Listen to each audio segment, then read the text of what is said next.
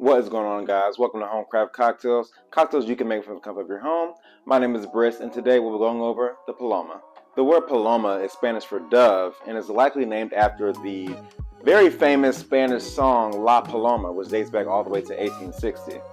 Oh, if I had wings like this dove, for then will I fly away and be at rest. The cocktail was created in the 1950s by the legendary Don Javier Delgado Corona, who was the owner and bartender for the Capilla, which stands for the chapel, in Tequila, Mexico. It is said that he owned the establishment for at least 6 decades, and one might even say 7 decades if you're talking about from the 1960s to the 2020s. He is also credited with creating the Batanga, and the Batanga is a riff on a Cuba Libre, and if you don't know what a Cuba Libre is, it's really just a fancy rum and coke with a lime wedge. So basically, you replace the rum in a rum and coke with tequila to get the Batanga, with the added twist that instead of stirring it with a bar spoon, you actually stir it with the large knife you use to cut through the lime when making the drink. Cuchillo. Okay, eso es con los legumes, ¿no? Sí. Así es. Don Javier would pass away on February 28, 2020 at the age of 95. But the crazy part is that he would bartend leading all the way up to his passing. So yes, even in his 90s, he was still owning and bartending at his bar. I mean, that is just ridiculous to even think about. So hats off to him. And now with that brief history lesson out of the way, let's get down to actually making the drink. So first, you're going to start by taking a Collins glass and filling it with ice.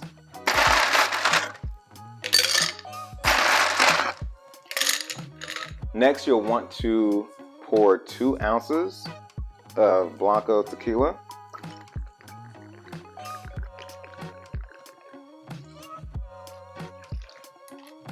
Next, you'll want to do an ounce of grapefruit juice. It is advisable to use like actual fresh squeezed grapefruit juice. However, I do not own a grapefruit juicer, and even if I did, I doubt I would even go through the trouble of juicing one. It's not that I'm lazy, it's that I just don't care. But if you do want to go for that authentic taste, I do recommend using actual fresh squeezed grapefruit juice. But if you don't have that, you can easily get some ruby red grapefruit juice at your local grocery store. So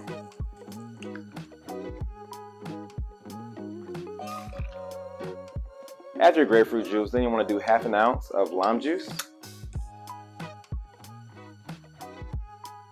I actually have a little too much. Let me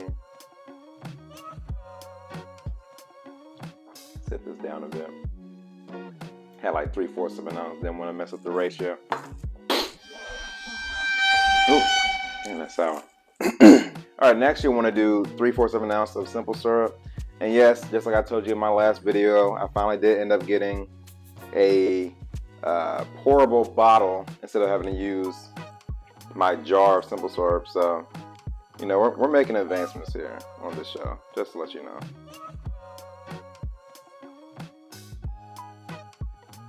So after building your glass with all of those ingredients, you'll then want to give it a nice stir.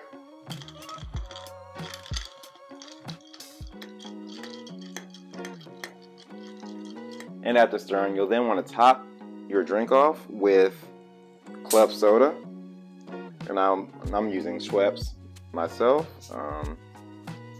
You can use any variety of club soda you want. You can also use grapefruit soda in lieu of the fresh grapefruit juice and the club soda. The only thing is, if you do decide to do that, I would steer away from Squirt. I know some people use that, but Squirt has like a lot of artificial high fructose corn syrup. So you might want to use something like Fever Tree. Fever Tree is a brand that I hold in pretty high regard, and I mean, people always have rave reviews about them. Fresca might be all right, but I think Fever Tree might be your best bet, honestly. And then you want to just give it one more little gentle stir, not a lot, just to mix up the flavor. And then lastly, you'll want to garnish with either a grapefruit wedge or slice, or you could also do a grapefruit peel. So I'll opt to do a peel for this one. So I'm actually going to try and clean up these edges really quick here.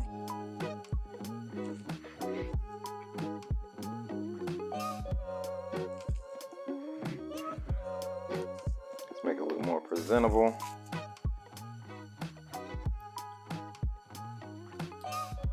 And you can either leave it on the top like I did just there, or you can drop it inside of the drink if you want as well.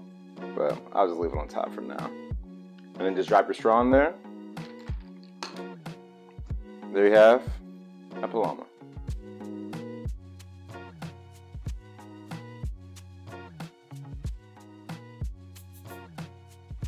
And now that we have our drink, let's give it a taste. Alright, so right off the bat, I will say the Paloma is easily my favorite tequila cocktail. I mean, and don't get me wrong, I love margaritas, I love tequila sunrises, but something about a Paloma just really speaks to me. I will say I like grapefruit a lot, so that probably is why I enjoy the cocktail so much. But even with, without that, it just has a very refreshing, fizzy feel to it due to the club soda or grapefruit soda, whichever one you used. There's also different ways you can do it. You can shake it instead of stirring it like I did, right in the glass. Some also do a salt rim without and don't have a straw, so you're just sipping it from the rim. There's just different ways you can do it, and there's no right or wrong way. It's up to you. So if you do end up making this drink and you actually do end up using Squirt as your grapefruit soda choice, please let me know how you like it, because I feel like it would not be as enjoyable in my opinion, but I've never even had it like that. So for all I know, it could be even better than what I've made today. So let me know. With that being said, guys, thank you for watching this week's video, and I'll catch you next week for the next round. Peace.